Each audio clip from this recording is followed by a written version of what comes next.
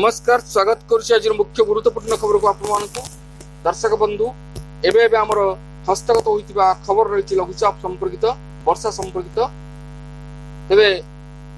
बंगोपसागर रे जो लघुचाप सृष्टि होगा जाउछि तार प्रभाव ओडिशा उपर किबळी भाव रहिबो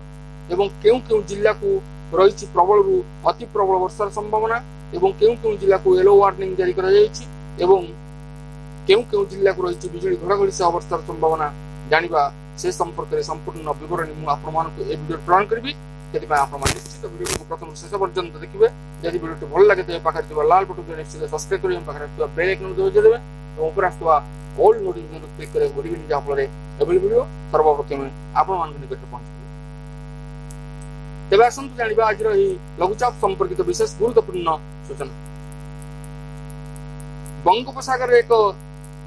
घूर्णिबलय शनिवार सृष्टि होइछि जहाँ 23 तारिख में लघुचाप रूप ने यार प्रभाव में 23 रु 25 तारिख राज्य में प्रबल वर्षा हो पारे दक्षिण ओडिशार अधिकांश स्थान में प्रबल वर्षा हो उत्तर ओडिशार भी वर्षि पारे पाणीपाग विभाग यह पूर्वानुमान करिछि वरिष्ठ पाणीपाग विशेषज्ञ प्रोफेसर सुरेंद्रनाथ पशुपालन आकलन कहूँ शनिवार राति 9टा उत्तर बंगोपसागर संलग्न केंद्रीय बंगोपसागर केन्द्र में एक घूर्णिबलय रही घनीभूत हो लघुचाप परिणत हो 24 तारिख में यह अवपात रूप नहीं पारे 25 तारिख में ओडिशा उपकूल संलग्न प्रभाव में 22 तारिख और 23 तारिख में हालुका स्वल्प वर्षा हो पारे दक्षिण ओडिशार स्थान स्थान मध्यम धरण वर्षा हो पारे 24 तारिख में अधिकांश स्थान में स्वल्प वर्षा हो 25 तारिख में वर्षा बढ़ किसी स्थान में मध्यम धरण वर्षा हो पारे 26 तारिख में केन्द्रापड़ा भद्रक बालेश्वर मयूरभंज में प्रबल वर्षार संभावना अच्छी बोली प्रोफेसर पशुपाल आकलन करछन्ति 27 तारिख में बालेश्वर मयूरभंज सुंदरगढ़ झारसुगुड़ा संबलपुर में स्वल्प मध्यम धरण वर्षा हो 22 तारिख रु 27 तारिख जाए मोट 80 मिलीमीटर वर्षा हो पारे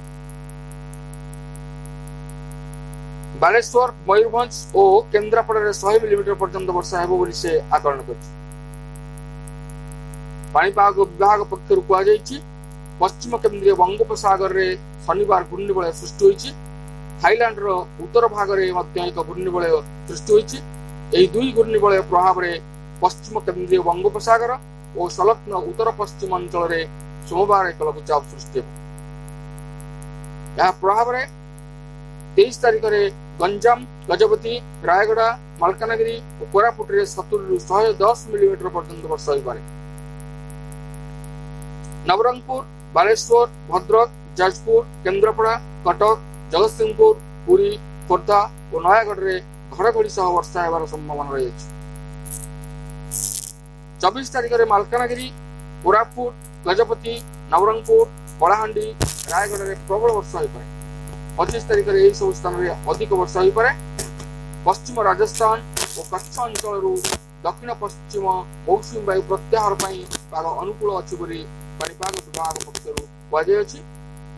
दर्शक बंधु ये आज पाणीपाग संपर्कित लघुचाप संपर्कित विशेष गुरुत्वपूर्ण सूचना आज पुणी देखा आगामी वीडियो रे। धन्यवाद नमस्कार।